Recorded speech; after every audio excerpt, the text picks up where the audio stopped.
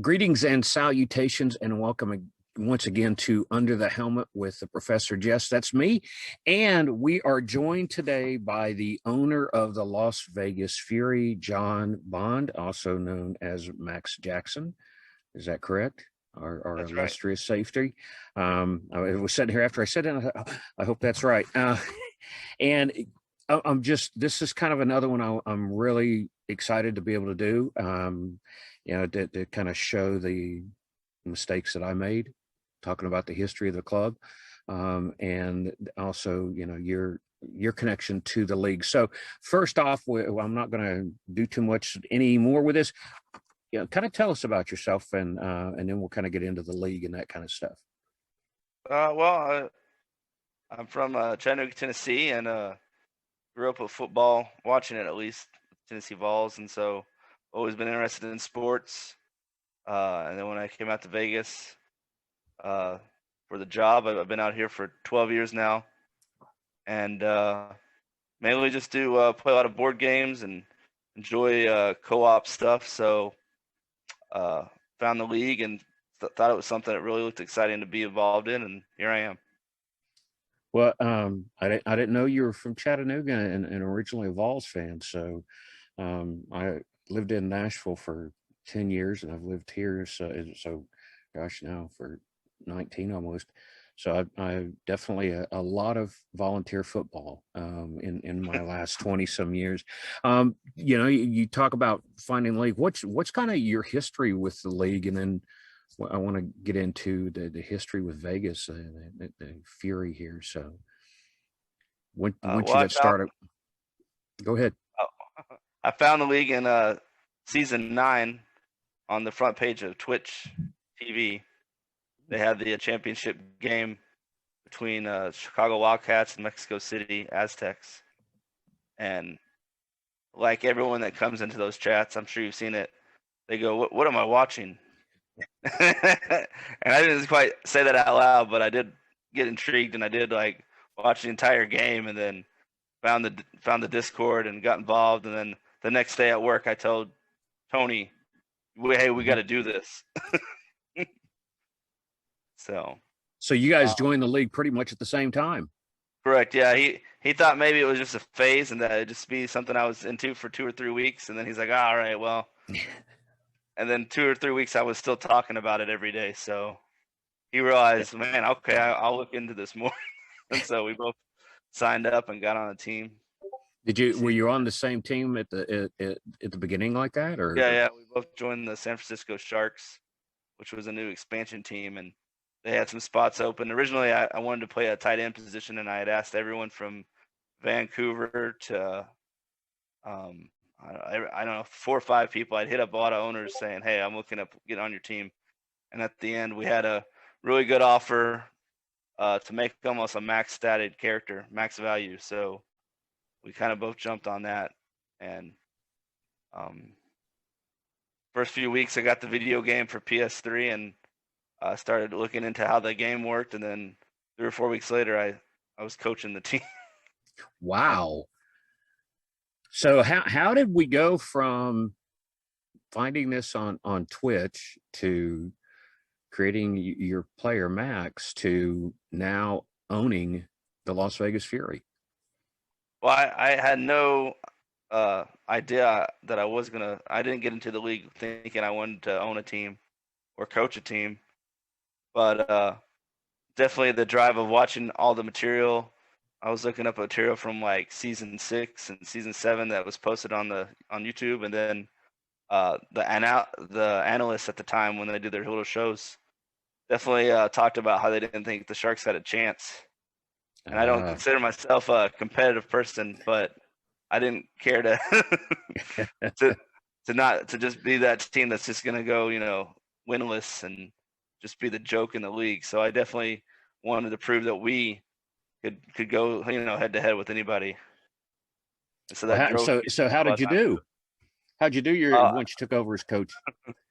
Well, we almost made the playoffs. We started off, on a losing record, and then that's what a lot of people saw was that basically I had taken over that team, and we by one team winning, it was a win lot. We won our last game.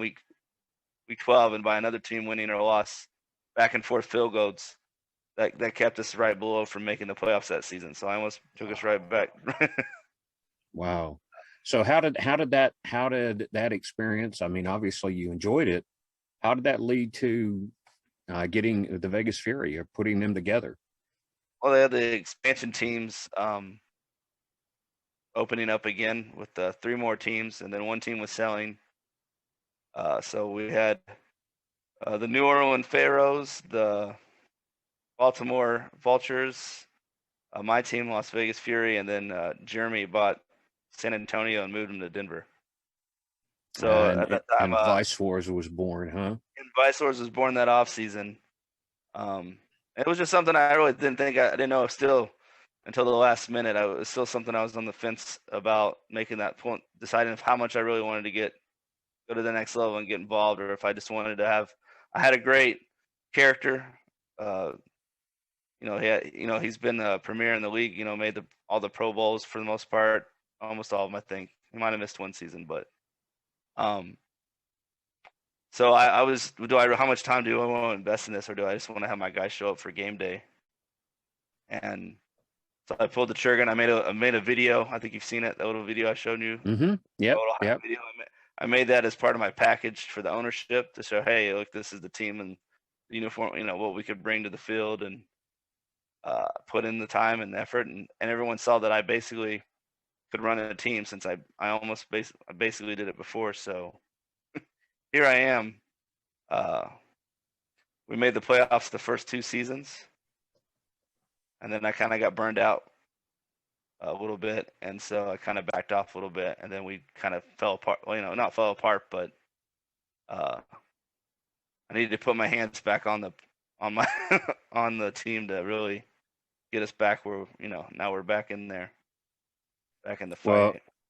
yeah, that's what I was going to ask is about the history of the organization as far as playoffs and stuff. Because after I put out the video, I guess it was last week, talking about us making the playoffs, I thought it was the first time, and you sent me a message and corrected me on that. So can you kind of give us a brief history of the team after you brought it together? And I mean, it sounds like that first season was special.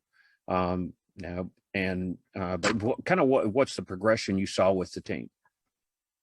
Well, expansion team, I had to start with from scratch, and I had to talk to a lot of veteran free agents and people that were good and have them come over. And we were lucky enough to have a few people that wanted to start to a new team and liked the idea and liked the conversations we were having about what we were going to do. Luckily, Tony was on board 100%, so he came over as my general manager at the time. And we had ups and downs still. I thought I really wanted to focus on the run game. We had a great guy, Robert Redford, Mm-hmm. and he was excited to really come over and show that he could take a team to the playoffs. He wanted to show that he could be a force to be reckoned with. So I was like, all right, we're going to build this team around you, because we're going to draft a rookie quarterback, Thomas Rahman, and we had to draft all our wide receivers. Wow. Our offense was all, besides Robert Redford, was a drafted team. And then I was able to get some big defensive names to come over, a couple from Jacksonville, and help and boost their stats with the expansion draft a little bit, and then just build around them as our key players. And luckily we had Tony and my player too to help really have us a strong defense starting out. So I've always believed in having a really good secondary, Mm-hmm. and like to have a big D lineman to get those sacks. And then I've always and luckily we've been able to build from our running game over the last few seasons. We've been able to kind of find some kind of balance, because if you notice, John Blaze has been a lot more involved, and Mm-hmm. Mason Kirby. So definitely try to more have that more balanced playbook, and learning a lot. Every week learning a bunch. Well, I mean, it's obviously the proof is there, because last season, my first season with the team, we had our ups and downs, and it didn't quite end the way we wanted to. But this season, even with that 4-game losing streak in the middle, it never felt like we had lost our focus, and it was. it feels special. I mean, I ain't gonna lie. Um, you kind of get these feelings sometimes in I would say in sports, but I've never actually been on a competitive sports team since I was like in ninth grade. Um, but in different types of things, you just kind of get a feel that it's gelling and coming together, um, and it feels that way. I always dread the free agency when you get a team that's working like this, because is it going to stay together, or is it going to, because I mean, success kind of breeds um, interest, and so but I think it's an indication of the dedication you put in to see that we're getting better every game, every season, and so it's I never thought a year ago when I found the league that I would be the kicker on the Las Vegas Fury as Otis Boudreaux, and we would be. I would have friends all over the country just because of a game, all over the Right. world. Yeah. Community. That's Um, so, what kind of first, before I kind of ask that second part of that question, what were your thoughts, kind of when you've alluded to it, and but when you decided to make that step and decide to be an owner, what kind of thoughts were going through your mind? What did you think was going to happen when you were putting that team together at first? well, I really wanted to take what I'd learned and put us into that talked about top eight. Top eight team that are always in contention and always someone you don't want to face every week. They say, oh man, they've got to go up against one of the toughest teams. And some of those teams definitely earned that recognition, and that's where I wanted to have our team at. And spent a lot of time, putting together what stadium. Like, there was some stadiums that weren't being used, and it just happened that the Phoenix Stadium with the Big Bird wasn't in use by anyone. And I said, well, that's got to be the decision, right? Because I can't. There was a few ideas and logos and ideas, but nothing. I didn't want to go too generic. There's also a casino stadium that has like the big roulette and dice and stuff, it's got an interesting stadium look to it, but that's just too cliche, and so wanted to definitely give us a different look and different vibe. And then the first season, like I said, we went back and forth. I think we had we could always win at home, but we couldn't quite get the away games figured out. And then our second season, we came in with we were ranked number one in the power rankings for a minute, and we Wow. actually beat the first 4 or 5 teams I think we had beat, and we even beat Baltimore, who's always been a top 4 team. And that was a game that Merrick Itera had 3 blocked punts on them. Oh So my gosh. that's something definitely to check out. He blocked three punts, and Lyo had injured T. Roy Gaines, which helped us stop their running game from running all over us. But that was still a close game. But stuff like that just makes it always enjoyable to watch because you never know what's going to happen. And That's true. That's we've been really blessed, and I better touch wood and all this stuff. I mean, Scott has just been phenomenal, and I every time you see that kind of hesitation of him getting up, it's like, oh, please don't say he's injured, please don't say. um, so kind of with that, what advice would you give to someone who's kind of considering going this route and becoming an owner? like you've said to me before, it takes a lot of time and effort. The team definitely was always at the beginning. I look at who were the best, uh, not physically, but the best attributes. Who had the best stats, the best animations already built onto their player, and we'd start just talking to those top 3 or 4 guys, and just say, "Hey, do you want to come over?" And luckily, when Tony had suggested that, "Hey, let's look at picking up Slim Shady," and we started talks with him and got him on as our general manager, that's when things really turned around, because we could have easily just kept going after the big names and the the top 5 that on the draft board and stuff like that. But then Slyn was like, I'm gonna sit down and he comes with me all the time with, well, here's who I've talked to. This guy is the right fit. He's excited to be here. He's not just showing up because we have a top 8 record. He's showing up because he sees something about our brand. He sees the other guys. He played with this guy in the minors, so they're really close already, and they're excited to play together. So he's really put together. Before it was just a bunch of people in the locker room that kind of did their own thing, but now we've got people that do talk and chat. We didn't have that. We didn't have that locker room because I wasn't quite sure how to build it. And here we Well, are. it's one thing that I really enjoy, and the guys that I've interviewed, that locker room is huge. I mean, we're in there talking all the time. Even when we lose, there may be kind of a day in there or two where it's quiet, but we still come back, and that's a big part of it. Looking back at this whole process, is there anything you would have done differently if you had a chance to do it all over again? I don't think I could have. No, I mean, it would have been nice to have been able to go to one of those bigger teams and get involved in their coaching and see. I've always been interested, and I've always tried to bring people over that I thought could show me maybe other ideas and different outlooks to coaching, because I've had to basically self-teach everything, and everything's very much been, well, I'm getting good sims, so this is what we're gonna go do.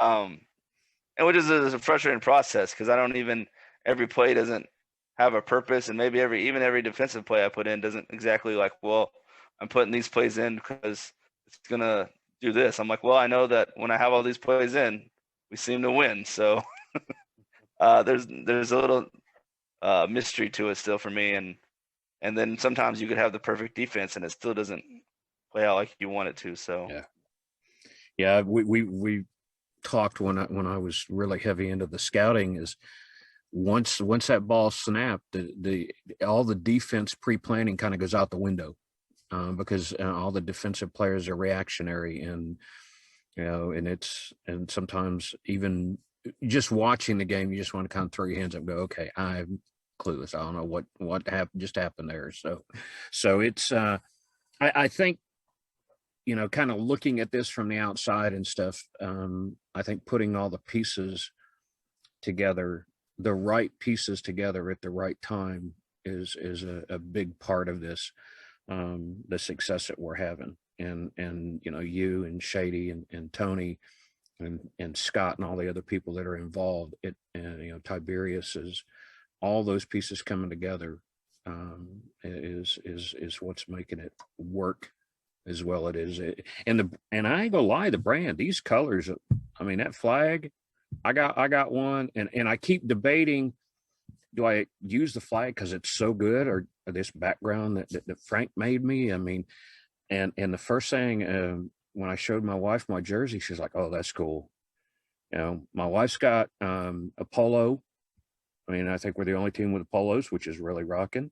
But she's got one. My stepdaughter's got one. My son-in-law's got one. They've got jerseys, and they love. That's the first thing my stepdaughter says. The colors are so cool. So I think we've got to.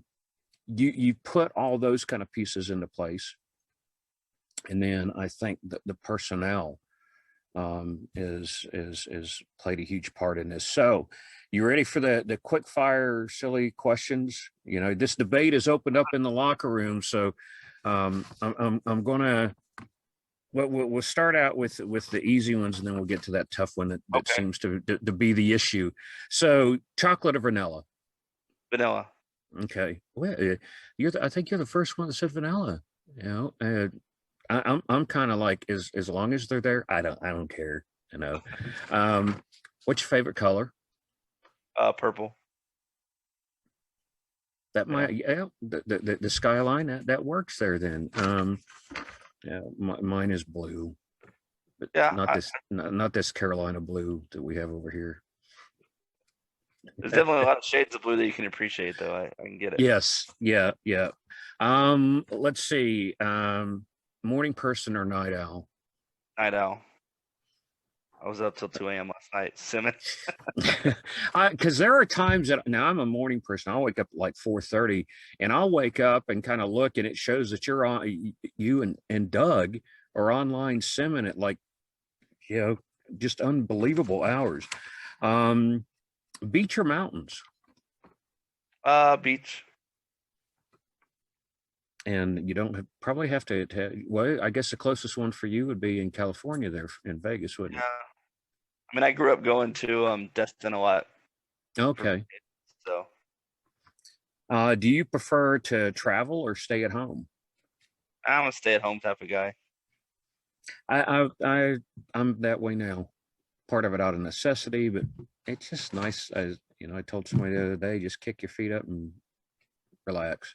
Don't have to worry about going anywhere. So, this is the one that seems to have caused the greatest controversy in our locker room. Pineapple on pizza, yes or no? Fine. I wouldn't pick it, but I have a lot of weird. I also like mushrooms and I like blue cheese, so those are definitely contentious as well. So Yeah. I was ordering a pizza actually the other day, and I said to my wife, "Okay, we're going to get pineapple on it." And she's like, "No, no." So, but my son-in-law loves it. So I have to say I may try it the next time he orders one and he's over here, but it's just something I never thought. And this is a huge yeah, huge issue in the locker room. So, um, well, Jon, thank you so much. I try to end all these things. I kind of give you the final word. So the mic is yours, so to say. oh, well, thanks for having me on. I appreciate everybody being a part of the team and contributing like they do. There's a lot of unsung heroes here and there. They're all doing their part, and I'm always excited when people are involved and in chat, in our locker room voice chat on game day. It's really exciting instead of just having to sit on the couch by yourself and and have those ups and downs together. I wish sometimes when I rewatch some of our games, I wish I could have that recording and have that presence of of all the guys reacting together in the locker room, because that just really makes it special. Yeah, one of the guys I talked to the other day said he was always kind of shocked in the games because he would be watching them and he would be like, "Well, where's everybody playing at?" And he didn't realize that we were all in a voice chat in the locker room talking that way and not necessarily interacting with people in the chat on the game stream. So we've got a big one coming up on Saturday, don't we? We do. Another away playoff game, but I think it's totally a winnable game, and then I think we can just move on to the next. And Cam did give us some accolades yesterday, saying, "I don't think any team wants to face us right now." So. As long as we play like we did that first half, and vice versa, then yeah, we're gonna be pretty unstoppable. So, Jon, once again, thank you so much. This was quite enjoyable for me. Okay. We're planning on doing something in the off season, kind of getting this two different squads together and stuff. So, it'll be interesting to see how it goes. But folks, thank you for joining us for Under the Helmet with Jon Bond, the owner and strong safety, I had to think there for a minute, of the Las Vegas Fury. And we hope that you enjoyed this as much as I did. And join us for our next installment. Don't know who it's going to be yet, but I can't wait to find out. And stay safe out there, and we'll see you next time. Take care.